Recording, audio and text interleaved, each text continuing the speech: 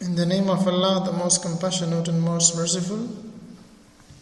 Dear student, Assalamu alaikum wa rahmatullahi wa barakatuh. I am conveying my greetings and best wishes. Hope that every one of you are fine and healthy along with your families and daily life activities. I am glad to be here once again for delivering the lecture number 10 of the subject of psychology. In the continuation of previous lecture, as we discussed about the personalities, we talked about the meaning of personalities, definition of personalities, and personality traits or 5-factor models of the personality we discussed in the previous class. Today we are going to talk about that how to develop personalities, what ways should be followed, what things are very much important and what things are not important for being a fine personality. We're talking about such thing today. Hope that every one of you understand the lecture well. If unfortunately someone is facing any problem regarding the lectures, if any misunderstanding is taking place, if any misconception is taking place, so let me know that I answer you on the spot or later on, just to remove your problem or the problem that you have been facing throughout the lectures. Once again, I remind you, your suggestions, your criticisms or critics, and your objections are, along with questions, are almost welcome to me, and I'm glad to hear all these things from you. It may be a very helpful strategy if you are sharing your objections, suggestions, and ideas and questions with me, and let me know that very soon to answer each questions. ګرانو محصلینو، لکه څنګه چې تیر درس کې موږ تاسو د شخصیت او د انسان په خاصو یا ویژگی‌های خاص انسان را طوری که ما در موردشان بحث کردیم په هغه باندې موږ بحث وکړو. اوس راځو موږ تاسو په خپل څنګه کولی شو یو بهترین انسان اوسېږو، څنګه کولی شو د نورو انسانانو ترمنځ په ټولنه کې په یو ګروپ کې موږ متفاوته بې مثاله اوسېږو، یو ځان ته شخصیت اوسېږو. لکه موږ تاسو وویل چې شخصیت د انسان ظاهري بڼه نه جوړوي، لیکن هر هغه څه چې د انسان په باطن کې دي او هغه په عمل کې ښیي او بیا موږ تاسو هغه ګورو، مشاهده کوو، هغه د انسان د شخصیت ښکارندوی دی. نو اوس راځو how to develop personality باندې خبره کوو. هغه څه لږ څه معلومات چې موږ راټول کړي دلته په هغه مواردو باندې چې ډېر مهم نقاط دي په هغه باندې بحث کوو. خدای وکړي تاسو ورنه استفاده وکړئ. دا چې تاسو د هر نوع مشکل سره مخ کېږئ، بیا د واتساپ له لارې تاسو کولی شئ چې ما سره په تماس کې شئ. So, if I have the belief that I can do it, I shall sure acquire the capacity to do it, even if I may not have it at the beginnings. دی یو ډېره ښه معقوله ده، یک معقوله بسیار خوب است. میگه اگر ما عقیده این را داشته باشیم که ما این کار انجام داده میتونیم، توانایی این کار را داریم که این انجام بدیم،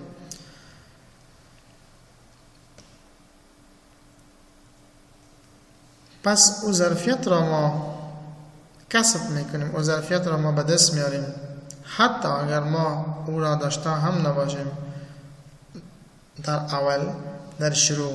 ولی اگر ما شروع کنیم میتونیم هر چیز را به دست بیاریم، چیزی که ما در اول نداریم. So it means that if you believe if you can do it, then you can do it.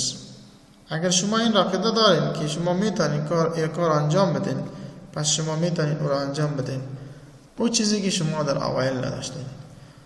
یعنی مربوط به زحمت انسان میشود. هر چقدر انسان زحمت میکشه، امو قدر در زندگیش تغییر مثبت میآید. امو تغییر مثبت در زندگی فردی انسان باز او را که در اجتماع عملی میکند خود شخصیت را معرفی میکنند. So it's actually the development from the organized patterns of attitudes and behavior which makes an individual distinctive. طوری که ما شخصیت را تعریف کردیم که شخصیت در حقیقت پیشرفت و توسع یک انسانی هستند، یک فردی هستند که مزاج و حرکت و فکر و عملکرد یک انسان را در میان دیگران متفاوت و به مثال معرفی میکند. اون شخصیت انسان هستند. در اینجا کلمه دیگر به نام پرسونالیتی دیولپمنت ما شما داریم، یعنی چطور ما داریم شخصیت سازی کنیم یا شخصیت خود را ما دیولپ کنیم. انکشاف بدیم، پیشرفت بکنیم، توسع کنیم در پیشرفت خودی از نگاه شخصیت. پس ما میگیم که پرسونالیتی دیولپمنت یعنی شخصیت سازی یا پیشرفت و ترقی یک شخصیت چی معنا داره؟ So it is an improvement in all spheres of an individual life, be it with friends, in the office or in any other environment. وقتی که ما در هر عرصه زندگی فردی خود را بهتری به دست آوردیم، بهتری را کسب کردیم، بهتر شدیم، improvement آمد، چی امرای رفقا باشن، چی امرای دفتر باشه یا در یک محیط دیگری باشد، ما این دستاورد کلانی را مثبت در محیط داشته باشیم. اونمو کارکردی های ما شما که هستند باز کارکردی هایی که ما به دست میاریم اونمو من حیث یک به معنای personality development یاد می شود. So personality development program is an important factors that decide an individual career. The need for identifying and improving an individual personality has been filled a very vital component by everyone who aspire for good responsibility to shape good futures for peoples. خود شخصیت سازی یا پیشرفت و نوقت و ترقی در ساختار شخصیت ما و شما مهمترین فاکتور هستند در جایی که ما در مسلک خود ما فیصله میکنیم. امو پیشرفتی که ما شما میکنیم یا چیز احساسی کمبودی که ما میکنیم که او را ما باید به دست بیاریم و در او عرصه ما باید پیشرفت و ترقی بکنیم از لحاظ روابط اجتماعی، فرد امرای اجتماع، فرد امرای گروپ، که بازی منجر به این میشه که ما در نتیجه عملکرد خوب را در مقابل دیگران همیشه نشان بدیم، یعنی عمل خوب را نشان بدیم به دیگران. پس همین شخصیت انسان را اشکار میسازد که یک انسان در هر حالتی که زنده و موجود باشد چی کاری خوب به مردم انجام داده میتواند، چی فعالیت‌های خود را چطور تنظیم و کنترل مطابق وقت میسازد و از اون فعالیت‌های خود به دیگران چی فایده میرسد، امی خودی اشکار واضح هستند به خاطر شخصیت. So importance of personality development، اهمیت personality development چی هستند؟ Personality development goes a long way in reduce stress and conflicts. اگر ما این چیز پدیده را به دست بیاریم، شخصیت سازی خود را بکنیم، پس مشکلات و اضطراب و تشویش ما کم می شود. Personality development helps you develop a positive attitudes in life. در زندگی ما شما همکاری به این می کند که یک مثبت بدلون و تغییر بیاید و ما یک فکر و اندیشه و attitudes خوب و مثبت داشته باشیم. Personality development prepares an individual and helps him make a mark for his or her own. And personality development makes you distinguished and unique among others.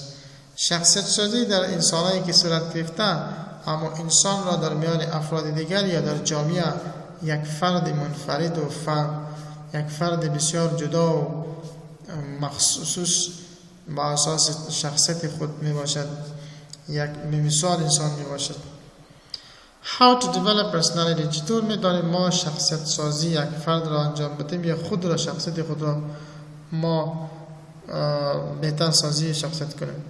Whatever technical knowledge you have learned through education, it is an important role to shape your career. But the other is which is very important. The other which is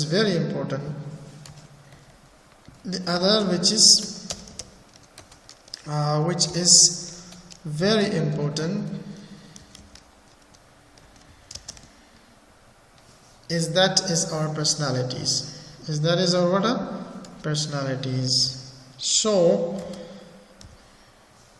how is your personality? How much powerful and confident you look? میگه هر چقدر علمی و دانشی تکنیکی خود داشته باشید، آموزش گرفته باشید به شکل درست، او یک بخش زندگی ما شما هستند که ما شما را به یک مسلک مواجه میکند، به یک مسلک ما شما معرفی میکند. و چیزی که بسیار مهمتر هستند او شخصیت انسان هستند که خود شخصیت شما چقدر شما با قوت و با انرژی هستین، چه قسم شما با قوت و با انرژی معلوم میشین، او از لحاظ شخصیتی انسان هستن. ولی اگر ما بگیم تحصیل خودش یک کردن، تحصیل خودش یک مسلک برای شما انتخاب میده، ولی شخصیت که هستن با معنای کلی برای شما باز هر چی هستن مهمتر از هر چی. What is your image inside of different people? So it's very important as a person you develop yourself in a very good manners.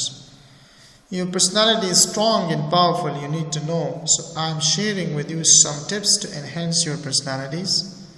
If you follow these tips, many changes will come in your life.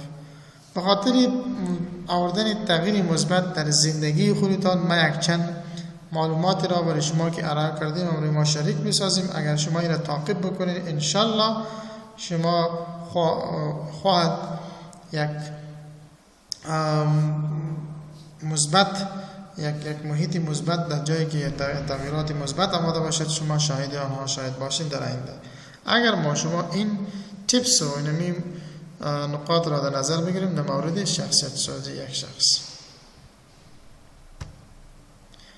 پس چی هستن؟ Number first thing which is very important, dressing sense. Check your attire and be confident in yourself. هرگاه شما میخواین، چون ما میگیم که صفایی جز نصف ایمان هستند. اگر ما صاف باشیم ما نصف ایمان ما مکمل است. Cleanliness is part of the faith.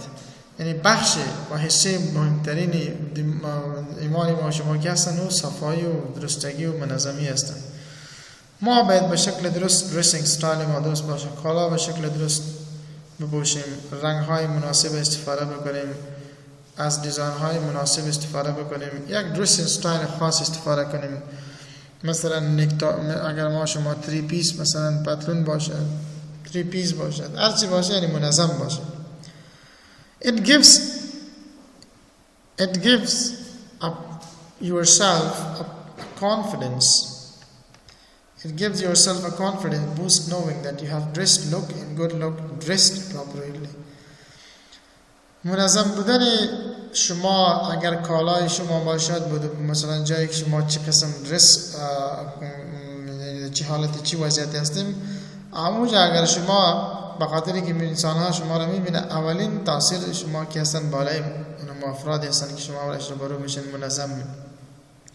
هر چقدر کالای شما پاک و منظم باشد اون قدر شما بسیار با منظم و با پر از علمیت مدیریت شما میتونید معلوم شوید که انسان زندگی خود را به چه قدم خوبتر و بهتر چی کرده، منظم کرده. Once attire has an important role to play while making a desirable impressions. Neat and tidy, gray, white, black, blue and powerful colors.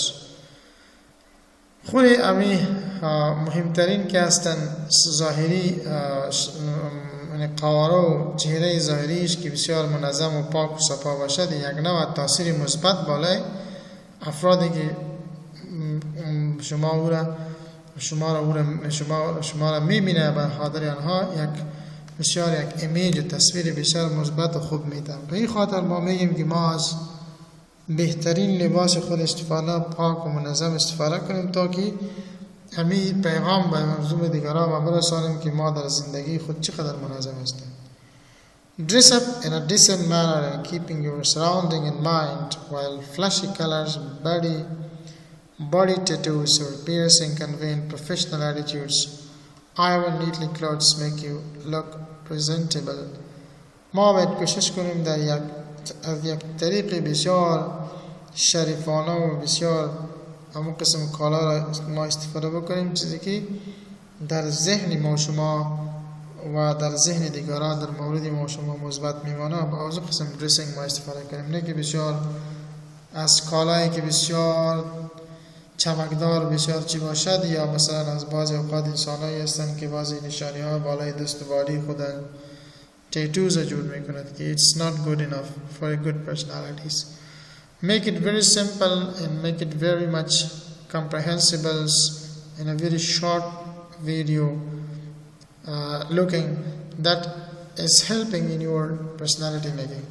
اگر شما کالای تندرست نباشه، غیر منظم باشه، ناپاک باشد، یعنی به شکل درست شما او را پوشیده نباشه، مشکلات زیادی باشد، پس اولین تاثیری که بالای کسانی که شما را میبینه از این میجه میبره که این خود را نگاه کردن نتانست، منظم نتانست، مدیریت خوبی خودش به شکل درست انجام نتانست، پس این یک انسان شاید غیر منظم باشد. به خاطر for a management of that it's very important to be very much physically strong enough. While the next one, that is communication, is an art can be learned and developed.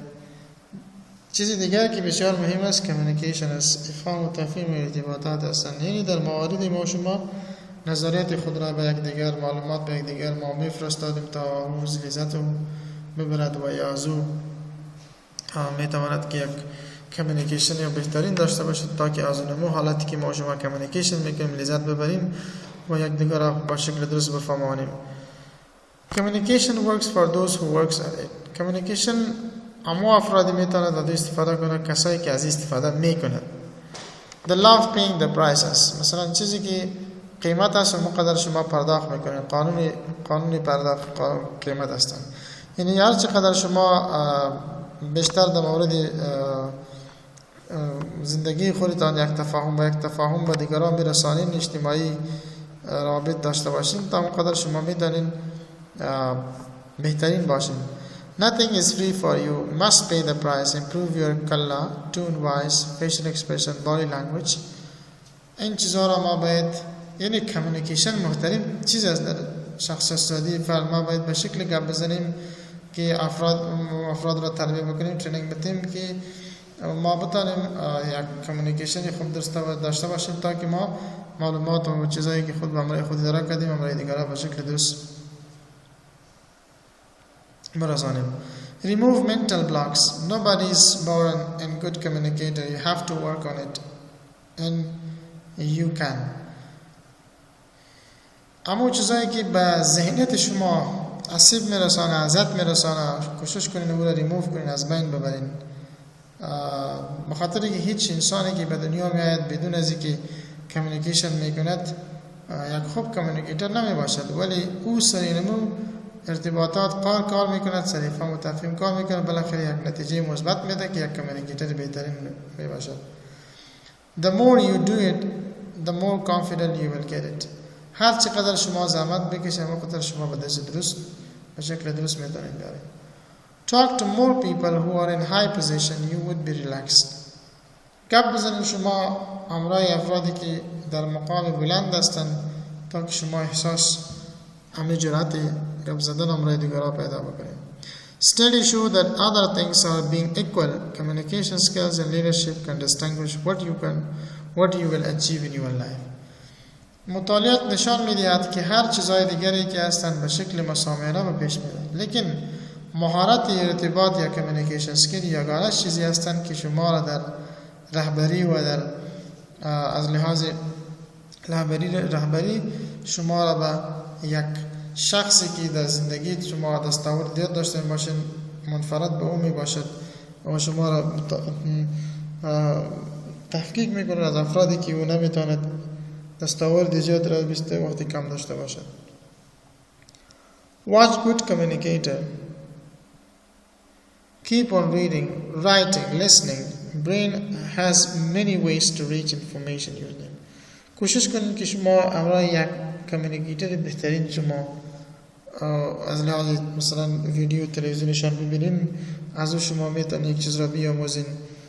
مطالعه کنین، نوشته کنین، گوش به دیگران همیشه بگیرین، خصوصا به افرادی که در عمر ما شما زیاد هستن و ما عمر ما کم هستن. ما او را دعوت بکنیم، امرایشان بشینیم، کار بکنیم، زندگی کنیم که نمی باعث این می شود که ما یک شخصیت سازی بهتر را انجام داشته باشیم. لنگویج، زبان، نقطه دیگر بسیار مهم هستند در شخصیت سازی یک انسان. میگه شما هیچ وقت از زبان بسیار سبک، از زبان بسیار بی‌ارزش و طعنه‌آمیز و به شکلی که در اوج الفاظ ناجس استفاده شود، از او شما همیشه گریز بکنید، به خاطری که هر چقدر شما الفاظ نادرست استفاده کنید، اونقدر شما میتونید امر یک مشکل رو بروشید. به خاطر مهم است که we have to see about the language. Never use cheap language, loose language. If your language is full of these cheap words, so your personality would project it the same in mind of other. That character is not good. یعنی خوری نمایندگی یعنی زبانی ما که ما از استفاده میکنیم، زبانی ما سبک باشه، الفاظ ما نازشسته باشد، یعنی نمایندگی از شخصیت بدی ما شما میکنیم. ما کوشش کنیم از الفاظ استفاده کنیم، از کلمات و جملات استفاده کنیم که او برای ما شما آزرده نباشه بلکه کمک دهنده باشد. Whatever you are speaking it's coming out later before it is created in mind. If you are using cheap language, it means your mind is filled with so many words. اگر شما میگه الفاظ بد را استفاده میکنید، معنی است که ما شما معنی میده که ما شما دماغ ما همراه الفاظ نادرست برش پر شده. So try to use good words, read good books, listen to good communicators. از این راه میتونیم ما یک کمیونیکیتر بهترین باشیم. It means that we have to see around, we have to look around that who is the good persons. If you would like to use the good words, then read a good books that might help you for being a good communicator. Read more often and develop new interest. हमेशा कोशिश करें شما مطالعه کنین.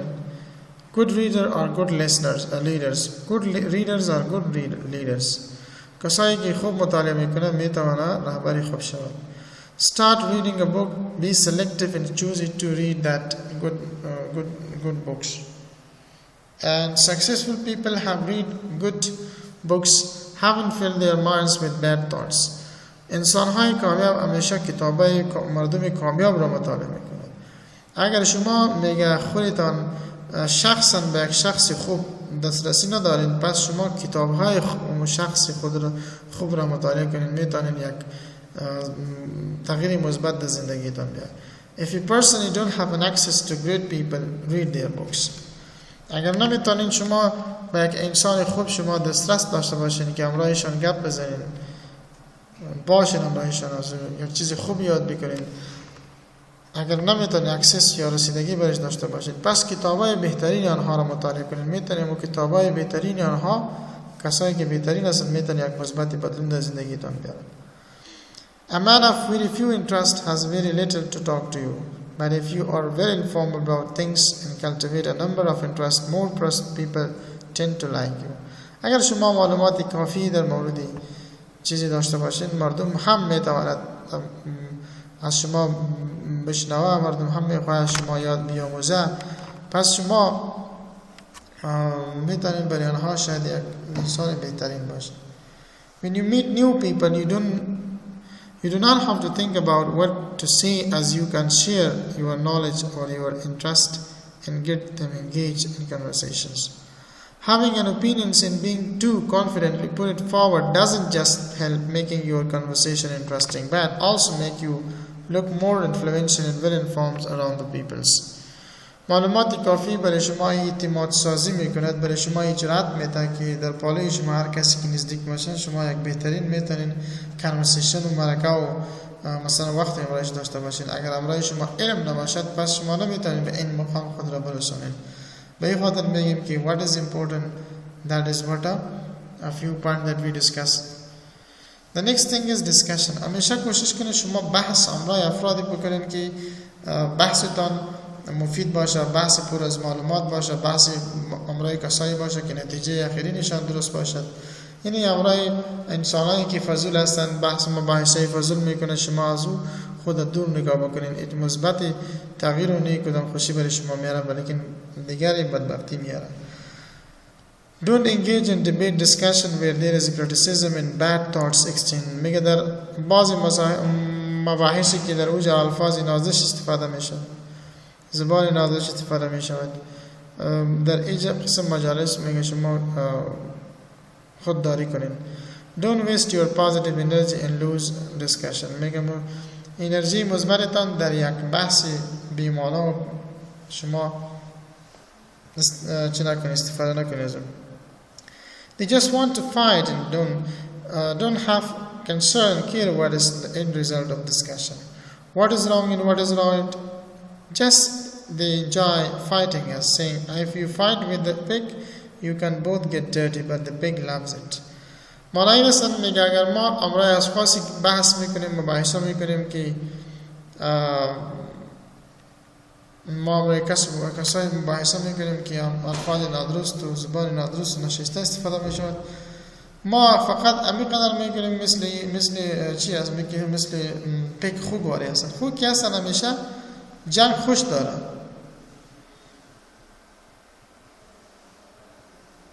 اگر میگه شما امرای یک کس میگه که شما یک امرای خنزیر جنگ کنین، خنزیر جنگ خوش را داره.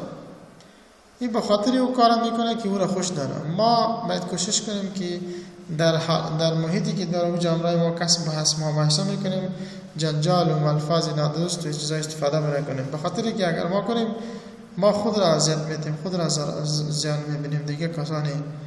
So that's why don't do a discussion with the cheap people. امرای افرادی که بسیار الفاظ نادرست استفاده کنه شخصیت شما را متضرر میسازد. امرای اون کسان ما باید این دیسکشن نداشته باشیم. Think about discussion in which direction it goes. If it goes to negative side, don't lose your energy in useless thought. Discuss to develop your thoughts. وقتی که شما در یک بحث مباحثه شما وقتی که شرکت میکنین ببینید که دیسکشن شما به کدام طرف میره. اگر به طرف منفی میرفت وقتتان ضایع نکنین، انرژی مثبتتان ضایع نکنین، اون بحث و مباحثه و جلسه را ترک بکنین. به خاطر که در اون جلسه شما شخصیت سازی شما نمیشه، الفاظ نادرست استفاده میشه، شما سر ذهنیت شما سر عملکرد شما باز مثبت یک تغییر بد داره. Wherever there is irrelevant discussion, keep it away from that. هر جایی که جای بوده یک دیسکشن نادرست باشه خود او دور نگاه کنید. Discuss about idea, good thought for growth. در مورد مباحث بکنین که در اوج فکر شما ذهنیت شما در اوج رشد کرده میتونه، در اوج مباحث خود داخل بکنین. Choose the friend who discuss relevant things to start growth and bring changes in your life. Pick up those friends. امرای رفیقای را مثلا شما انتخاب بکنین که در بهتری میاره در زندگی شما، یک تغییر مثبت میاره در زندگی شما. اون امور شما بگیرین امرای زندگی پیش ببرین، نه امرای افرادی که ذهنیت شما را دیگه خراب میکند. جوکس، همیشه ما کوشش کنیم که از قصه مثلا بعضی اوقات مردم به قصه به مفهوم و به آلوده و نازش که قصه ها را ما در فیسبوک و توییتر و اینستاگرام مثلا روبرو میکنیم و در اوج ما پست میکنیم که خود شخصیت انسان را متضرر میسازد. ما باید از این چیزا خود جلوگیری بکنیم. Stop cheap jokes because it presents your personality to other. How you communicate with other, it projects your personality such as in social media, Facebook and Twitter. یعنی بسیار ما باید قصه و فکاهه و نمی چیزا بسیار ما در فیسبوک و در سوشل میدیا استفاده نکنیم، بخاطر که اونمو شخصیت ما را باید نشان بده. این قسم کار خود را باید انجام ندیم که با شخصیت زادی ما و شما یک مشکل ایجاد میکنیم و ما شما را به یک طرف بسیار نادرست میبرم. So professions whatever your professions, work more than you paid. More efforts can make and enhance your personality. This is the growth formula. You have many possibilities to develop your personality. It's only possible when you get the responsibility. For example, government can feed only, for example, feed you. If you want to make yourself extraordinary then doing efforts and feeling responsible, that is the point to be considered. میگه ما باید همیشه کوشش به این بکنیم که در وظیفه‌ای که ما وظیفه خود را انجام بدیم کار میکنیم، در محیط کاری خود را ما باید چقدر که پول بده از اون قدر ما باید کار خود را زیاد انجام بدیم. اینمی یک محبت و یک تعهد برای وظیفه و وظیفه شناس وقت میشود مثلا ما زودتر ترقی بکنیم، به خاطر که کمرای کسی که ما کار میکنیم ما مسئول به اون هستیم. از او که چقدر پول بریم ما از پول زیاد کار ما برش انجام بدیم، پس ما شخصیت ما و شما یک بهترین شخصیت می باشه. انسان ها برای ما ارزش میده و ما به مردم بهترین می باشه.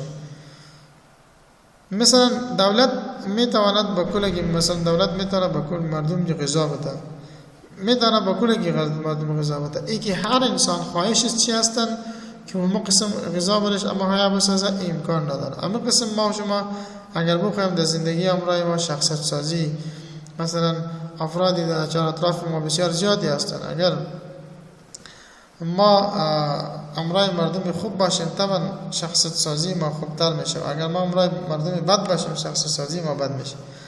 یعنی مسلک در جایی که مثلا شما استاد هستین اونقدر پول که میشه از او شما اضافه تر کار بکنید. مثلا شما در بانک هستین، بانک کار میکنید، شما از اون قدر پولی که شما میشه از اضافه تر شما با کار شما خود اهمیت بده، از اون قدر زیاد کار انجام بدیم. شما دین یک شخصیت خوب در اون دفتر معرفی میشین، بالاخره هیچ کس شما از دفتر دور کردن نمیتونه، به خاطر که شما مطابق اصول مقررات وظیفه خودتان میرین و وظیفه‌ای که چقدر به شما پول میده از اون قدر شما کار جهت انجام میدین. خب این بود درس امروزی ما. خداوند بکند که شما یک چیز را آموزش گرفته باشین. اگر کدام سوال پختان برای شما پیدا باشه میتونین از راه طریق واتساپ امرای ما تماس شوید تا ما بتونیم سوالات خودتان به وقتتان جواب بدیم. Thank you very much for being here with me. So see you next lecture with the next class. Goodbye. Allah Hafiz.